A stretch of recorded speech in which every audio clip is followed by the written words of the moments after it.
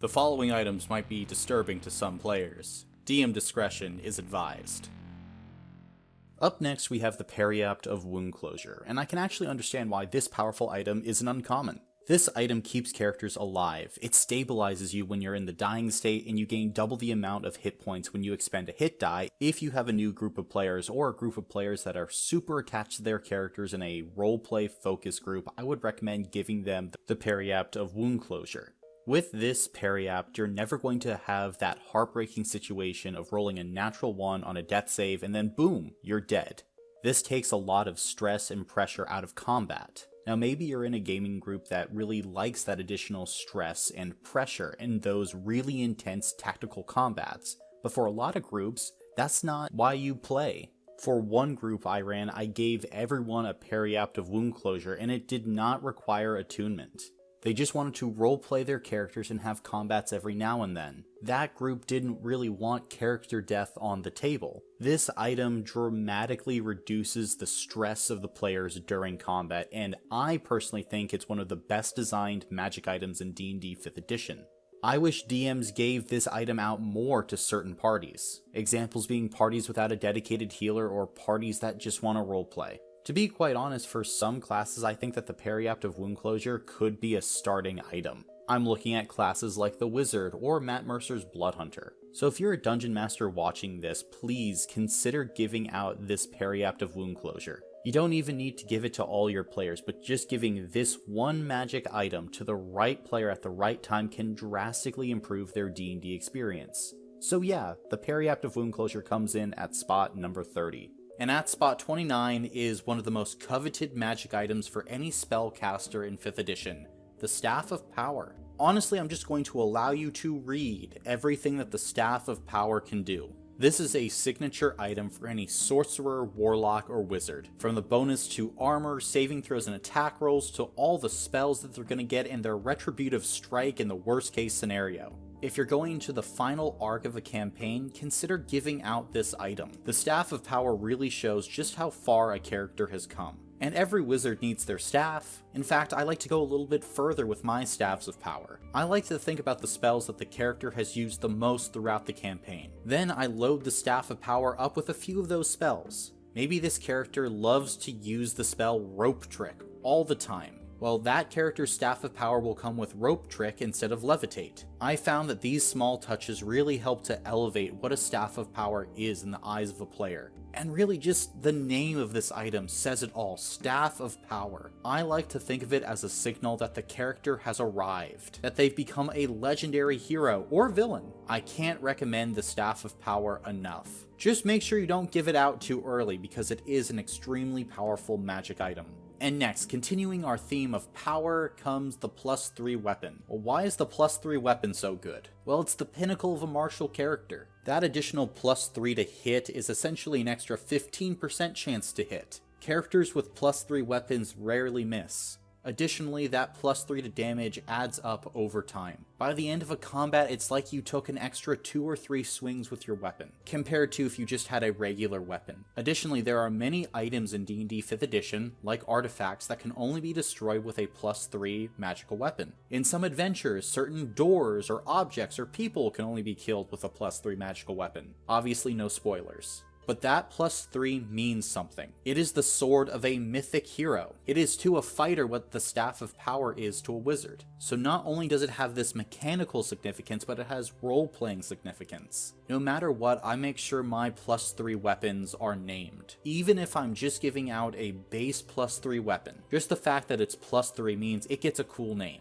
It's a weapon that people have heard about before. Now of course there are better weapons and we'll see them on this list, but a +3 magic weapon just has this certain awe to them. Even after running D&D for so many years, I still get giddy when I either get or give out a +3 weapon, which is why it comes in here at spot number 28 on the list. And next up we essentially have the D&D version of a Swiss Army knife. Additionally, this is the first legendary item on this list. At spot number 27, the Rod of Lordly Might. Once again, I'm just going to allow you to read this item. Now TLDR, this is a +3 magic weapon with 9 different features attached to it.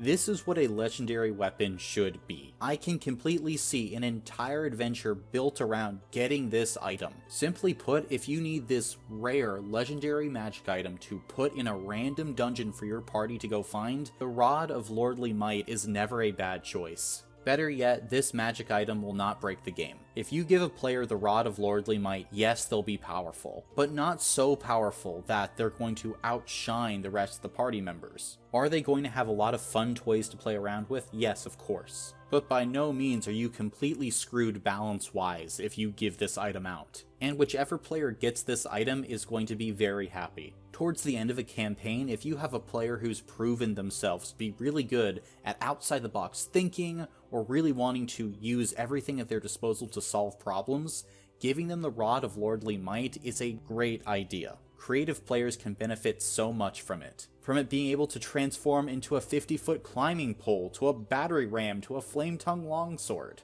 In my personal opinion, the Rod of Lordly Might never gets old, which is why it's here at spot number 27 on the list. And now the best bow in D&D 5th edition. If you have an archer character in your party, you should be looking for the OATHBOW. Firstly, before we get into this weapon, I need you to understand just how cool the flavor for this thing is. Whenever you knock an arrow with this bow, it whispers "swift death to my enemies," and you just say a command phrase to activate the effect. This item kind of steps outside the game. It puts the mechanics to the side for a moment and really allows a player to embrace the role-playing elements. This item has been a huge hit in roleplay heavy groups, and to be quite fair, in more tactical groups as well. Once you mark an enemy with your Oathbow, you have advantage on attack rolls to hit them. They gain no benefits from cover, besides total cover of course. You have no disadvantage at long range, you do an extra 3d6 piercing damage. This is the boss killer bow. Your archer uses this on a boss and they die very quickly.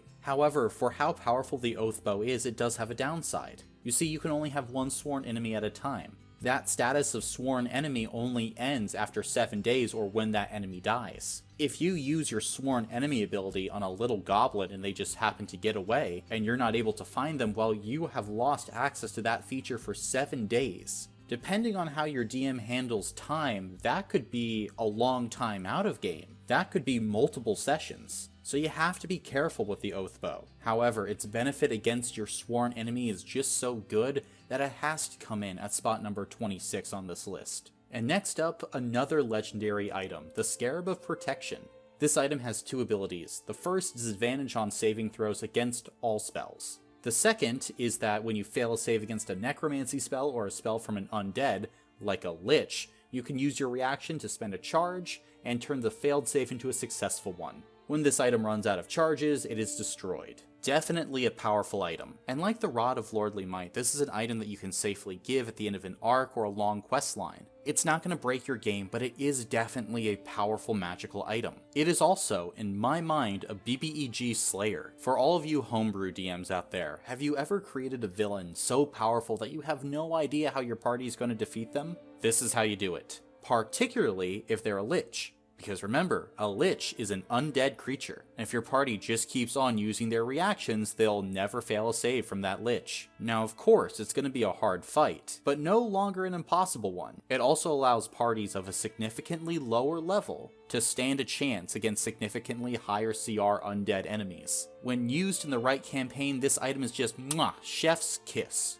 But now moving on to another one of my favorite items at spot number 24, the Ring of Telekinesis. This ring is very simple. It allows you to cast the spell Telekinesis at will.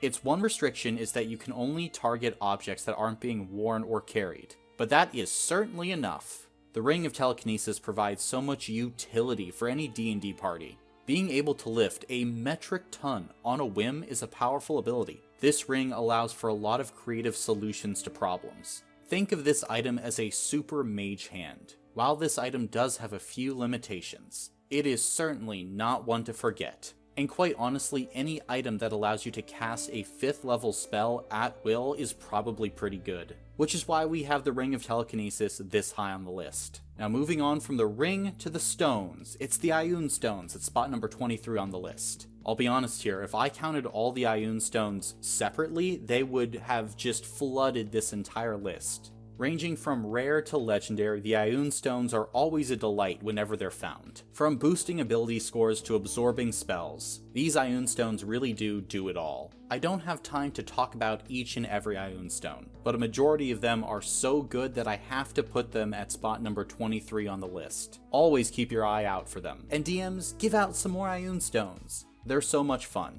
And yet leapfrogging these stones at spot number 22 is a +3 shield. Look, let's just be very frank about what the +3 shield is. It's a +5 to your AC, with no attunement slot required. It's more versatile than armor, and is incredibly powerful. It is a fantastic item. However, eagle-eyed viewers, you're probably aware now that this is the first time that the shield has come in second place to the armor. Why, at this stage, has the +3 armor leapfrogged the +3 shield? Well, we'll talk about that in greater detail further down the list. And now, at spot number 21, another shield, in fact the best shield in base D&D 5th edition, the SPELLGUARD shield. While holding this shield, you have advantage on saving throws against spells and other magical effects, and spell attack rolls have disadvantage against you. For martial characters that really struggle against spellcasters, whether it's because they keep on failing their saving throws, or because they just can't get within range because of all that blistering firepower that spellcasters have in 5th edition, the SPELLGUARD shield is the answer. And it solves a problem that I have with a lot of these items, which is that it only affects spells and not other magical effects. Because depending on the campaign, you might not encounter very many spellcasters. Therefore, that other magical effects tag at the very end drastically increases the power of this item. While this is technically only a basic shield, I would sacrifice the +3 to AC that the +3 shield gives me in a heartbeat to gain the SPELLGUARD shield. This is a game-changing piece of hardware that you can give to any of your martial characters. DMs, you should instantly notice a jump in that character's power. And I'll be honest here, this item is at the very edge of being broken in my opinion. I use the word broken in a very specific way. In my opinion, an item is broken if it drastically changes how you balance encounters in an adventure, or is completely balancing proof. Either because there's just no countering the item, unless you have to pull some major bullshit, or because you have to specifically target the character who you gave the item to. I think though, in the simplest terms, a broken item is an item that makes a DM go, oh shit, I shouldn't have given that out. And after this point, every item on the list has that potential. So get ready as we're moving into the top 20. So check out this video right here, and thank you for entering the dungeon.